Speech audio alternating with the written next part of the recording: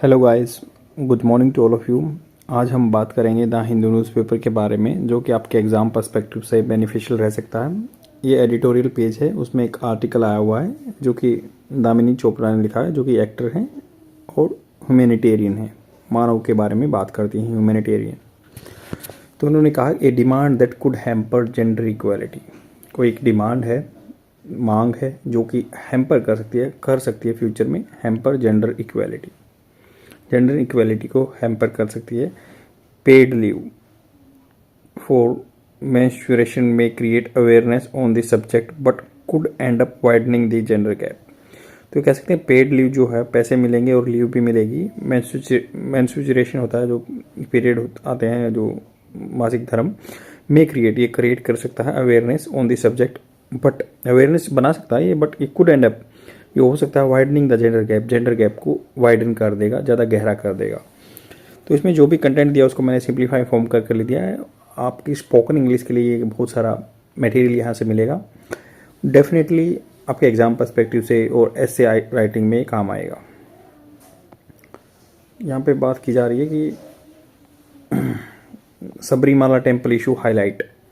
Sabarimala temple जो issue था वो हाईलाइट करता था the struggle against the discrimination related to the menstruation and promoting gender equality. तो राइटर ने कहना स्टार्ट किया कि भी सबरीमाला टेम्पल केस था, जिसमें वुमेन को, जो मेंस्ट्रुएशन वुमेन थी, उनको अलाउ नहीं किया जाता था टेम्पल के अंदर एंट्री, बट उससे स्ट्रगल स्टार्ट हुआ और प्रमोट किया उसने, आगे बढ़ाया जेंडर इक्वालिटी को। इट वाज सीन, इसको देखा गया, ये पैसिव फॉर्म है, इट वाज सीन, देखा गया एज अनफैथोमेबल। फैथेबल होता है गहराई, जिसको अनफैथोमेबल, जिसको नापा नहीं जा सकता, मेजर नहीं किया जा सकता। That menstruating women were board from the temple. तो उनको बार क्या होता है, रोकना, वर बार्ड, वुमन पैसिव फॉर्म है ये, woman were board from the temple.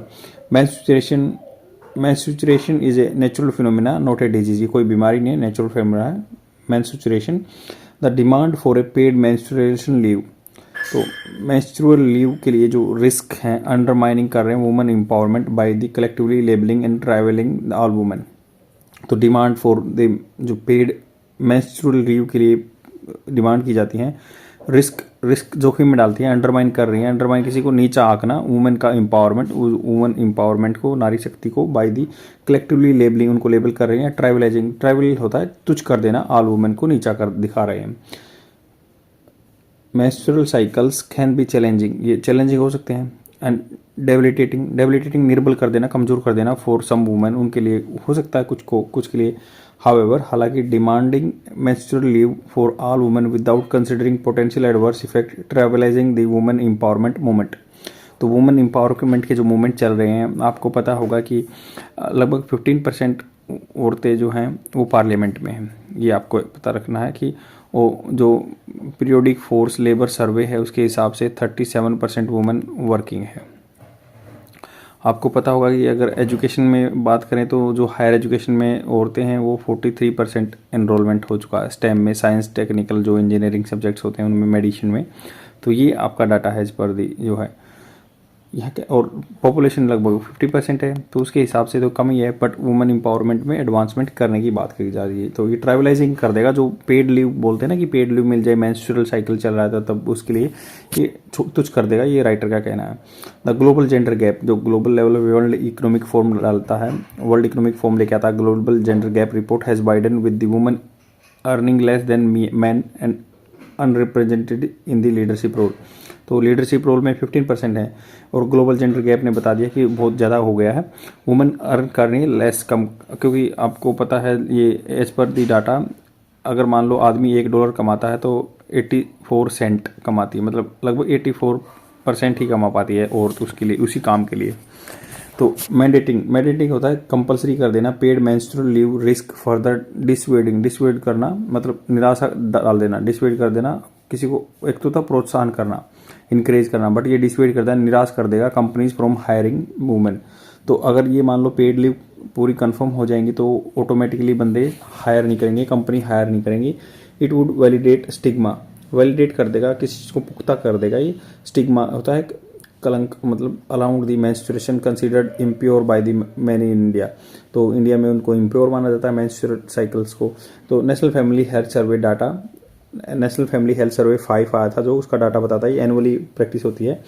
That data show that 50% of young women use unhygienic cloth for menstrual protection due to the taboos. Taboos मतलब गलत धारणा है, जो रूढ़िवादिता है, कंजर्वेटिव थॉट्स हैं, उनकी वजह से वो अनहाइजेनिक क्लोथ यूज करते हैं।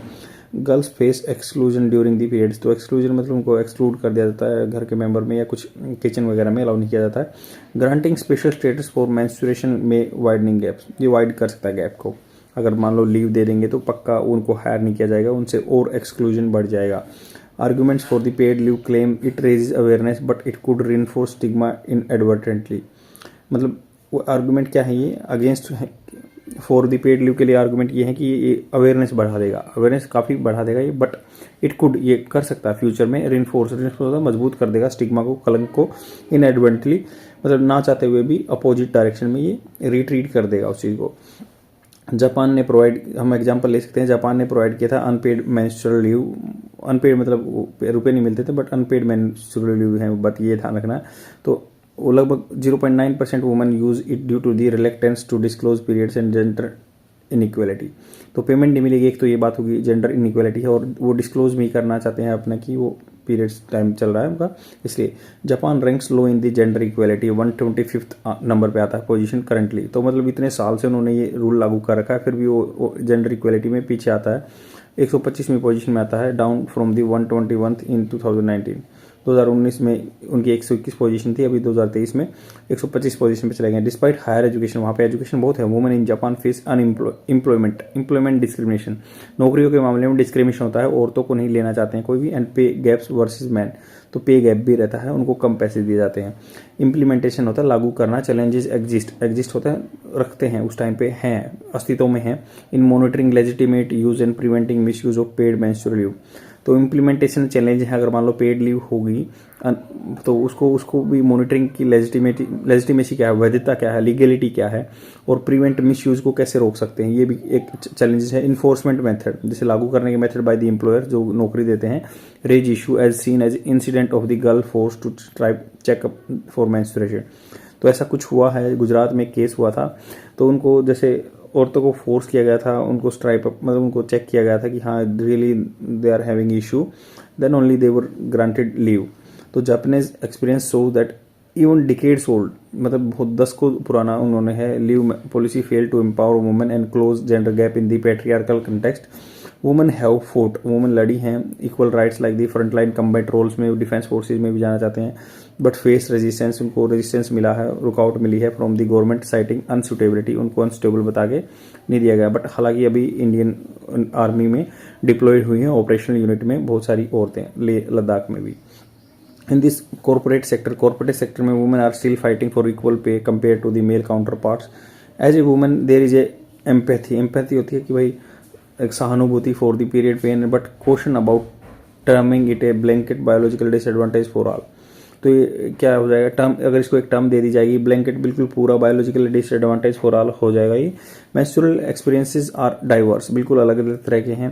And accommodation should be tailored case to case basis, तो अकोमोडेट करना चाहिए केस टू केस बेस पे, क्योंकि सबकी कॉम्प्लिकेशन या किसी को मतलब ज़्यादा पेनफुल होता है, किसी को नहीं होता, तो इसलिए कस्टमाइज उसको देना चाहिए। सबको ग्रांटेड पेड लीव नहीं मिलनी चाहिए। प्रमोटिंग इंक्लूसिविटी मतलब सबको सम्मिलित करके, वाइल एड्रेसिंग इंडिविजुअल नीड्स, सबको मिला के चलो, बट एड्रेस करो, प्रॉब्लम को सोल्व करो इंडिविजुअल की जरूरत के हिसाब से। Is better than mandated leave for all, सबके लिए मैंडेटेड लीव नहीं होनी चाहिए। Recognising the nature of the different experience, तो मानते हुए कि भाई अलग अलग तरह के एक्सपीरियंस हैं, रादर देन दी जनरलाइजिंग प्रमोट्स इक्विटी। तो हमें ऐसा नहीं करना कि जनरलाइज करके सबको बराबर लिया है, नहीं, particular case to case base पे छुट्टी मिल सकती है, पेड लीव मिल सकती है, उसी चीज़ को हमें बढ़ाने दें, नहीं तो ये जो जेंडर गैप वगैरह है ये ज़्यादा डीपन हो जाएगा। ये राइटर का कहना है।